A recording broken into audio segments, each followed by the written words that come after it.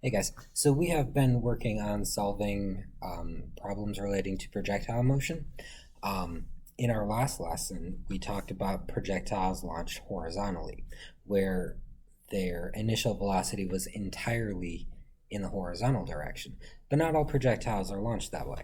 Some projectiles are going to be launched at an angle, where the projectile will have an initial velocity, we'll call VI, and it'll have components in both the horizontal direction and in the vertical direction. So let's talk a little bit about how to handle these problems. Okay, for a projectile launched at an angle, we have a number of equations that are going to help us out here. Okay, you're going to see the first one up there, it says v sub x equals v sub I cosine theta.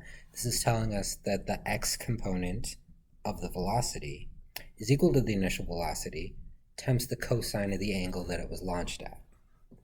The second one there says delta x equals vi cosine theta delta t. And what that's telling us is that the horizontal displacement, how far it's going to go horizontally, is equal to the initial velocity times the cosine of theta times the cosine of the angle times the amount of time that it spends moving. And you'll see in the parentheses on that one, you'll see the vi cosine theta, which in the equation above was equal to Vx. So here you could say delta x equals Vx delta t, which is not a new equation for us.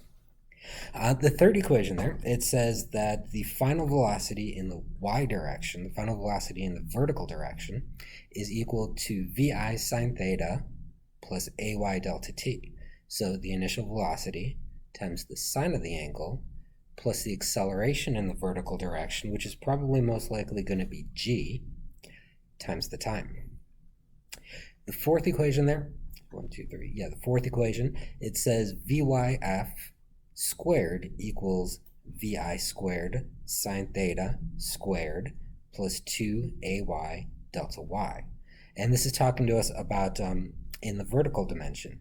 It's telling us that the final vertical velocity squared is equal to the initial velocity squared times the sine of the angle squared plus 2 times the acceleration in the vertical direction, which is most likely going to be g, times the displacement in the y direction. You'll notice these are very, very similar to the kinematic equations we've learned before. That's really what they are. They're just a little bit more explicit, having to do with an object moving in two dimensions rather than in just one dimension. And you'll see the last one up there, it says delta y equals vi sine theta delta t plus 1/2 ay delta t squared. So the displacement in the vertical direction is equal to the initial velocity times the sine of the angle times the time plus 1/2 times the acceleration in the vertical dimension, which is probably going to be g, times the time squared. So these are all really just the kinematic equations that we've learned before. They're just a little bit more explicitly laid out for objects moving in two dimensions. So let's go ahead and let's take a look at some problems and see if we can't apply these equations. All right, let's have a look at an example here. It says, in a scene from a movie, a stuntman jumps from the top of one building to the top of another building 4.0 meters away. After a running start, he leaps at a velocity of 5.0 meters per second at an angle of 15 degrees. Will he make it to the other roof, which is 2.5 meters shorter than the building he jumps from? Okay, just like many other problems, it's going to help me out to kind of draw a picture here. And you can see I've drawn a little picture here to kind of help me understand. You see I've got the guy on there. He's at the top of one building, and he's going to jump to the other building, which is shorter. So you can see the other building 2.5 meters lower than his building. And the problem says that there's 4.0 meters between the buildings. So you can see I've labeled the gap between the two buildings, where this delta x equals 4.0 meters. And then I've also got a little triangle up there by the guy to show his initial velocity. His initial velocity was 5.0 meters per second at an angle of 15 degrees. So then I'm going to be able to take that vector and resolve it into its two components, into its horizontal component and its vertical component. Okay, so you can see my picture there. Drawing a picture is usually a very helpful strategy. to start solving the problem. Okay. Now, just like some of the horizontal problems that we've been working with, it's going to help us out here to find the time. They didn't ask us to find the time, but we have all the information we need to go ahead and find how much time this guy's jump took. So I'm going to choose the equation delta x equals vi cosine theta delta t. Because I know delta x is 4.0 meters, the problem told me. I know vi, it's 5.0 meters per second, and I know theta, which is 15 degrees. Now we could resolve that vector into the components, but the equation already does it for us. You see, it's got the vi cosine theta in there already in the equation, so we don't have to resolve it beforehand. We can just put our numbers in there. Okay, so once I got those numbers in there, 4.0 equals 5.0 cosine 15 delta t, I could grab my calculator and figure out what's 5.0 times the cosine of 15, but I'm just going to grab my calculator and I'm just going to divide. I'm going to take 4.0 divided by 5.0 cosine 15, and I'm going to make sure, so that my calculator doesn't mess me up, I'm going to make sure that I put that 5.0 times cosine 15 in parentheses. So 4.0 parentheses 5.0 cosine 15. And then of course we'll need two significant figures in our answer here, because 4.0 and 5.0 and 15, they all had two significant figures. So whatever it gives me there, I'm going to round it off, and I got 0.83, and this is a time. It should be in seconds. Now that I have the time, I can look at some of the other equations. Some of the other equations are going to help me figure some stuff out here, okay? Now, I want to know how far down is he going to go during his jump. The other building is 2.5 meters lower. If he's going to fall less than 2.5 meters, he'll make it. But if he's going to fall more than 2.5 meters, he's not going to make it. So now let me pick another equation that's going to help me find delta y, his horizontal displacement. And I see the equation delta y equals vi sine theta delta t plus 1/2 ay delta t squared. And we're looking for delta y. We want to know what that is. We know vi, we know theta, we know delta t, we know ay, it's g, and we know delta t. So we have all these numbers to plug into the equation and figure out what is delta y. So I'll say delta y equals 5.0 sine of 15 times 0.83 plus 1/2 times negative 9.81 times 0.83 squared. And it's important to keep in mind that g, 9.81, is a negative because it's going to be falling. And I'm going to expect that my answer for delta y is going to be a negative because he's going to end up lower than what he started. So now, no algebra involved. All we need to do is get our calculator and plug all that into the calculator and see what that comes out to. We need two significant figures. All the numbers we had in there had two significant figures, except for 9.81 had 3, but that's more. So I plug it all into my calculator, I round it off to two significant figures, and I get negative 2.3 meters. Okay, I expected it to be negative, so that's good.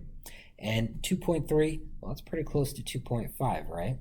So that's how far, that's his vertical displacement. That's how far below where he started he's going to end up. He's going to end up 2.3 meters below where he started. So what does that mean? Well, the other building is 2.5 meters below where he started. So did he make it? He fell 2.3 meters. The other building is 2.5 meters lower. So did he make it? Yes, he made it. So last step, we'll just kind of interpret our result there. He makes it.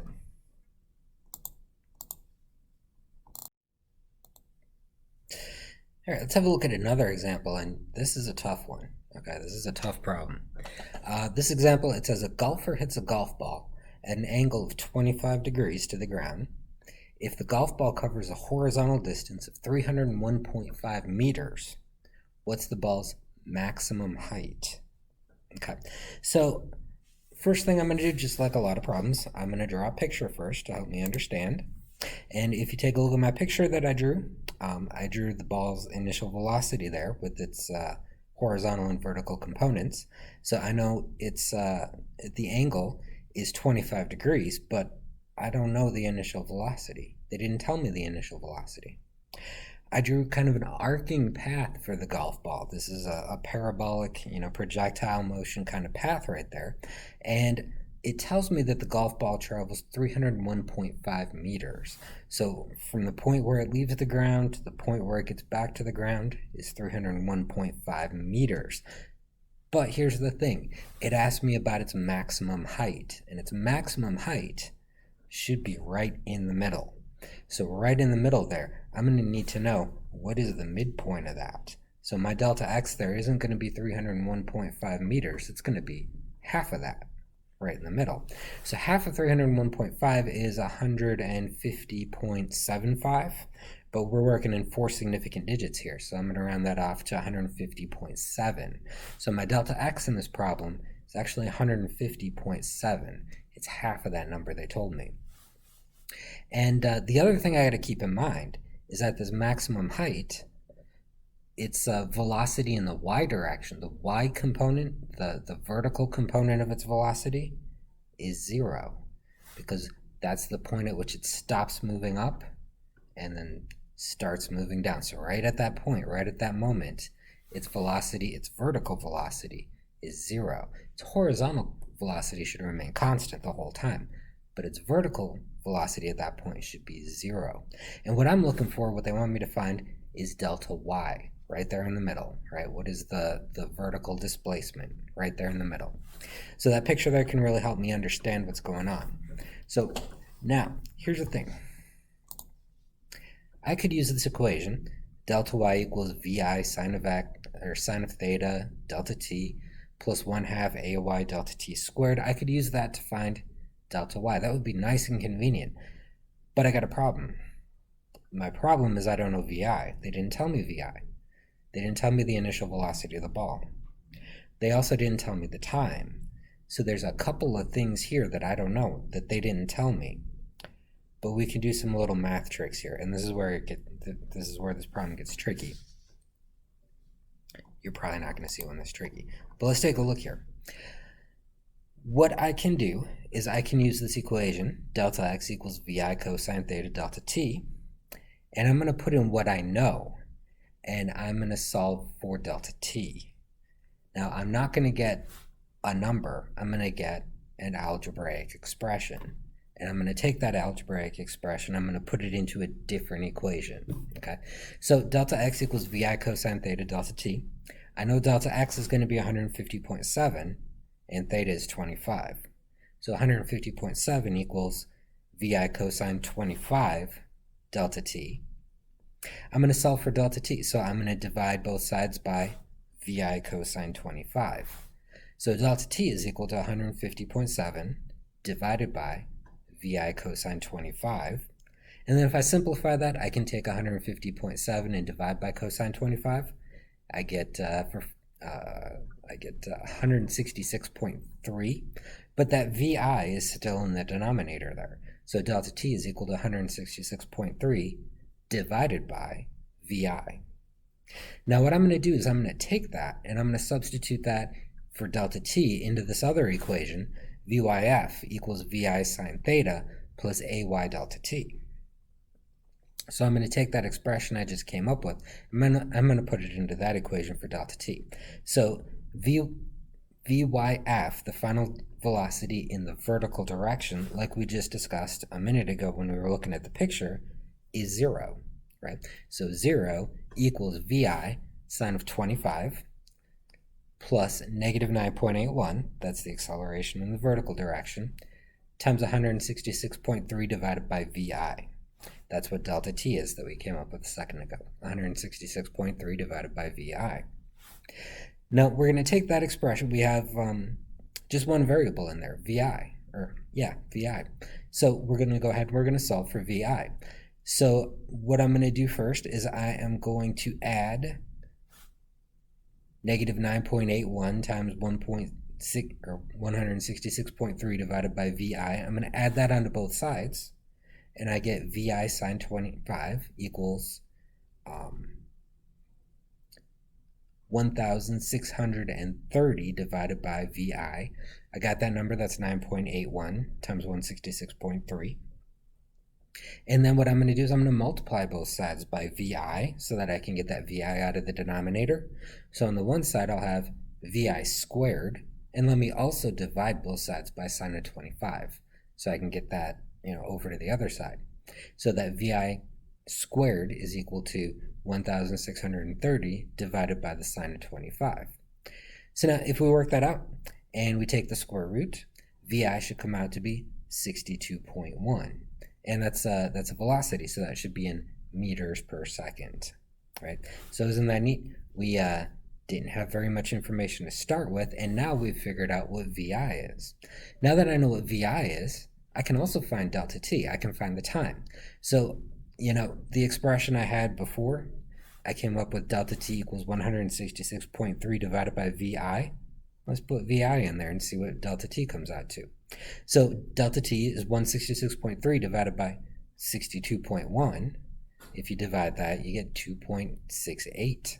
So delta t is 2.68 seconds.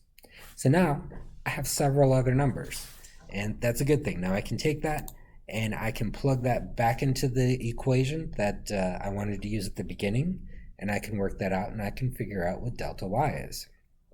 So delta y is equal to VI sine of theta delta t plus 1/2 AY delta t squared.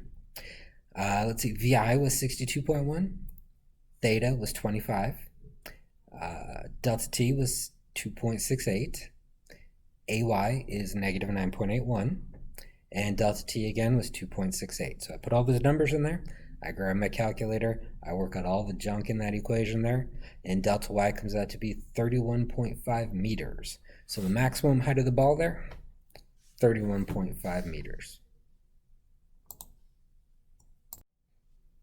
All right, so that last problem was pretty tough, right? You're probably not going to see one like that on your assignment. Hopefully that gets us a step closer to being able to solve projectile motion problems, and take it easy.